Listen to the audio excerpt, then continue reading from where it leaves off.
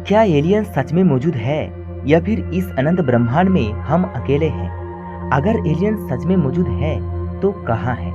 आज 21वीं सदी में हमारी मौजूदा टेक्नोलॉजी इतने एडवांस होने के बावजूद भी आखिर हम लोग अभी तक उन्हें ढूंढ क्यों नहीं पाए हैं? या फिर एलियंस वाकई मौजूद है और वो सब धरती पे समय समय पर आते भी रहते हैं? अगर नहीं आते तो फिर इंटरनेट और न्यूज में यूएफओ दिखाई देने की और एलियन एब्डक्शन जैसे खबरें समय समय पर क्यों सुनने को मिलती है? आज हम इन्हीं सब सवालों के जवाब विज्ञान की नजरिए से देखकर पता लगाएंगे। एलियंस को लेकर हर किसी की अलग अलग विचारधाराएं हैं। कोई एलियंस मौजूद होने की बात को मानता है और कोई नहीं मानता। लेकिन मैं यहाँ पे आपको बता दूं, ब्रह्मांड किसी की मान्यता पर नहीं चलता। वो तो चलता है ब्रह्मांड के नियम की वजह से, जिसे हम कहते हैं विज्ञान। इसलिए आपको एलियंस होने या ना होने के व्यवहार में नहीं, बल्कि न्यूट्रल होकर सोच विचार करने की जरूरत है। एनीवे, अब पहला सवाल, एलियंस क्या है?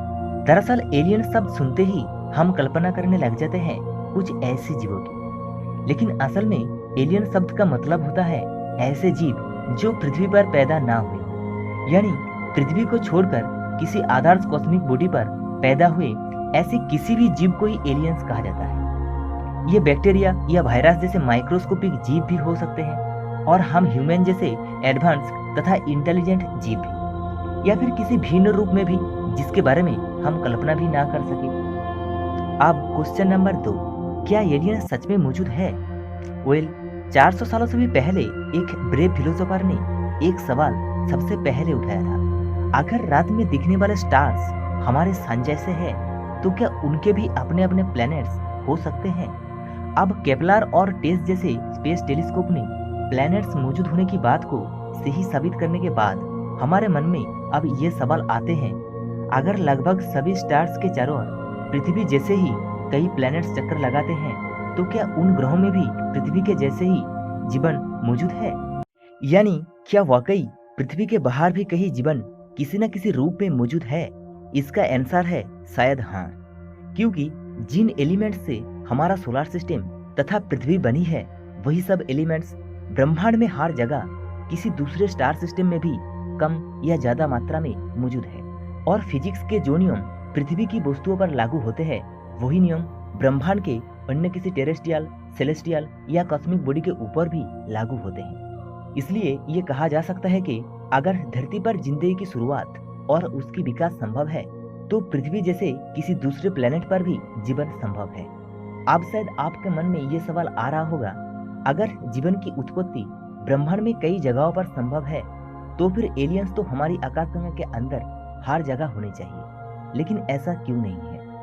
दरअसल ब्रह्मांड में सिंपल माइक्रोबियल लाइफ बहुत ज्यादा रेयर नहीं है, मगर कॉम्प्लेक्स तथा इंटेलिजेंट लाइफ रेयर जरूर है। इसके पीछे भी कारण है। किसी भी ग्रह पर जिंदगी की शुरुआत और उसकी विकास होने के लिए सही मात्रा में जरूरी इंग्रेडिएंट जैसे कि carbon, hydrogen, oxygen, nitrogen, phosphorus, sulphur आदि मौजूद होने के साथ साथ करोड़ों सालों तक जिंदगी की अनुकूल परिस्थितियां भी होनी चाहिए, और जिंदगी की जरूरत के मुताबिक कंडीशन बदलते रहना भी चाहिए। जैसे हमारी पृथ्वी पर करोड़ों सालों तक सभी जरूरी इंग्रेडिएंट के साथ साथ लिक्विड वाटर, स्टेबल एटमॉस्फेयर और स्ट्रॉन्ग मैग्नेटिक फील्ड मौजूद है। इन सब के अलावा धरती सूरज से सही दूरी पर यानी गोल्डीलॉक्स जोन में मौजूद है, जिसके कारण ही आज हम लोग जिंदा है। अब क्वेश्चन नंबर 3, अगर एलियन सच में मौजूद है तो कहाँ है? वेल, अगर हमारे सोलर सिस्टम की ही बात करें तो जुपिटर का चंद्रमा यूरोपा तथा शनि के मून्स इनसेलेडस और टाइटन पर माइक्रोबियल लाइफ की पॉसिबिलिटी हो सकती है। इस संभावना के पीछे कारण है नासा के गैलीलियो, जूनो, कैसिनी हुआइजन, वॉयेजर और न्यू होराइजन जैसे स्पेस प्रोब ने इन सब जगहों पर मौजूदा कंडीशन के बारे में जो डेटा और फोटोग्राफ्स भेजे हैं, उन सब के मुताबिक एस्ट्रोबायोलॉजिस्ट ने वहां पर माइक्रोबियल लाइफ होने की संभावना जताई है। और शायद अतीत में कभी मंगल ग्रह पर भी माइक्रोबियल लाइफ की शुरुआत हुई थी।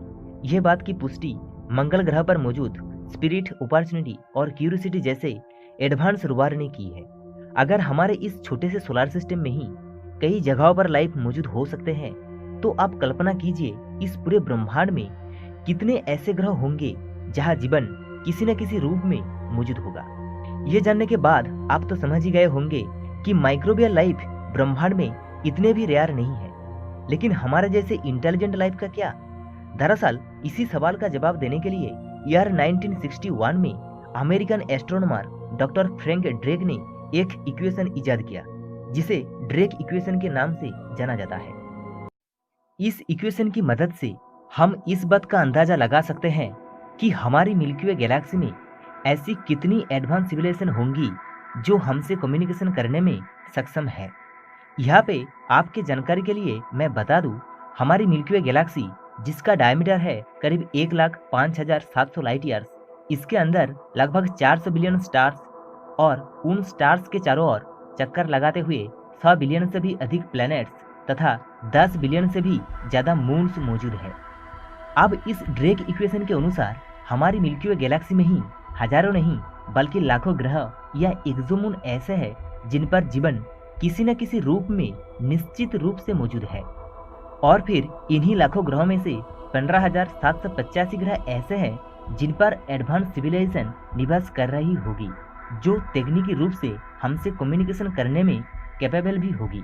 पर यह सभ्यता एक दूसरे से 28,845 लाइट ईयर्स दूर होंगे, जिनके कारण उनके आपस में कम्युनिकेशन करना शायद बहुत ही मुश्किल होगा। दरअसल ड्रेक इक्वेशन के अनुसार दो एडवांस सिविलाइजेशन के आपस में कम्युनिकेशन करने के लिए उनके ग्रह के बीच की आइडियल दूरी 1361 से लेकर 3979 लाइट ईयर्स तक होनी चाहिए। असल में यह ड्रेक इक्वेशन कितने हद तक सही है, इसकी कोई पुख्ता सबूत अभी तो हमारे पास नहीं है, लेकिन साइंटिफिक ऑब्जर्वेशन और प्रोबेबिलिटी के हिसाब से बनाई गई ये इक्वेशन को जानने के बाद आप इतना तो जरूर समझ गए होंगे कि हमारी मिल्की वे आकाशगंगा में ही हजारों ग्रह ऐसे हैं जिन पर विकसित सभ्यता मौजूद है। अब हाबेल स्पेस टेलीस्कोप के जरिए साइंटिस्ट ने हमारी मिल्की वे गैलेक्सी जैसे ही अलग अलग प्रकार की अरबों गैलेक्सीज ढूंढ निकाले हैं, और सिर्फ हमारे ऑब्जर्वेबल यूनिवर्स में ही 200 बिलियन से लेकर 2 ट्रिलियन तक गैलेक्सीज मौजूद हो सकती हैं। तो फिर अब आप ही सोचिए कि हमारे इस पूरे ब्रह्मांड में कितनी सारी विकसित सभ्यताएं मौजूद होंगी। आज के बाद से आप ये कह सकते हैं कि इस अनंत ब्रह्मांड में हम अकेले या स्पेशल तो बिल्कुल नहीं है। इसका मतलब पृथ्वी के बाहर न सिर्फ जीवन संभव है, बल्कि यह भी संभव है कि वहाँ पर ऐसी एडवांस सिविलाइजेशन निवास करती हो जो तकनीकी रूप से या तो हम मानवों जितना ही कैपेबल हो या फिर हमसे कई हजार या लाखों गुना ज्यादा एडवांस हो। यहाँ पे अब दो सवाल उठते हैं। पहला, अगर किसी ग्रह पर हम इंसानों की तरह ही या हमसे भी ज्यादा इंटेलिजेंट स्पीसीज मौजूद है, तो फिर हम अभी तक उन्हें ढूंढ क्यों नहीं पाए हैं? और दूसरा, क्या ऐसी किसी विकसित सभ्यता के एलियंस सच में पृथ्वी पर आते हैं? पहला सवाल का जवाब जानने से पहले हमें यह जानना होगा कि इंटरस्टेलर स्पेस में दो स्टार सिस्टम के बीच में कम्युनिकेशन करने के लिए हमारे पास मौजूदा टेक्नोलॉजी है रेडियो वेव्स, जिसकी स्पीड है लाइट की स्पीड के करीब 99%। यानी हमारे सबसे नजदीकी स्टार सिस्टम प्रोक्सिमा सेंचुरी तक कोई मैसेज भेजने में 4 सालों से भी अधिक समय लगेगा, तब भी जब कोई इन्फॉर्मेशन लाइट की स्पीड से यात्रा कर रहे हो। दरअसल यहाँ पे प्रॉब्लम यह है कि दो स्टार सिस्टम के बीच दूरी बहुत ज्यादा है, जैसे कि 3, 4 या 6 लाइट ईयर्स या फिर उससे भी ज्यादा। इसलिए दो एडवांस सिविलाइजेशन के बीच रेडियो वेव्स की मदद से कम्युनिकेशन करने में, यानी मैसेज सेंड और रिसीव करने में, उनके दूरी से भी 2 गुना ज्यादा समय लगेंगे। अगर ड्रेक इक्वेशन को माने तो ऐसी दो इंटेलिजेंट सिविलाइजेशन जो आपस में कम्युनिकेशन करने में कैपेबल है, उनके बीच की दूरी 1300 लाइट ईयर्स या उससे भी ज्यादा होंगे। यानी यहाँ पे एक बार के लिए आप मान लो कि हमारे सबसे नजदीकी इंटेलिजेंट एलियन सिविलाइजेशन हमसे 1300 लाइट ईयर दूर किसी प्लेनेट पर मौजूद है।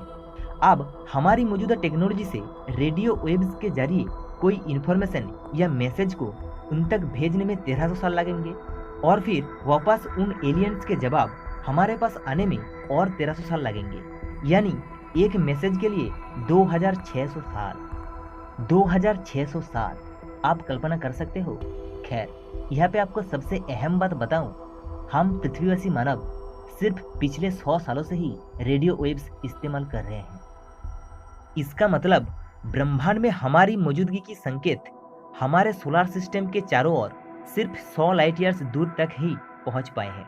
और असल में 100 लाइट ईयर्स के दायरे में ऐसी कोई विकसित सभ्यता मौजूद है ही नहीं जो हमसे कम्युनिकेशन करने में सक्षम हो।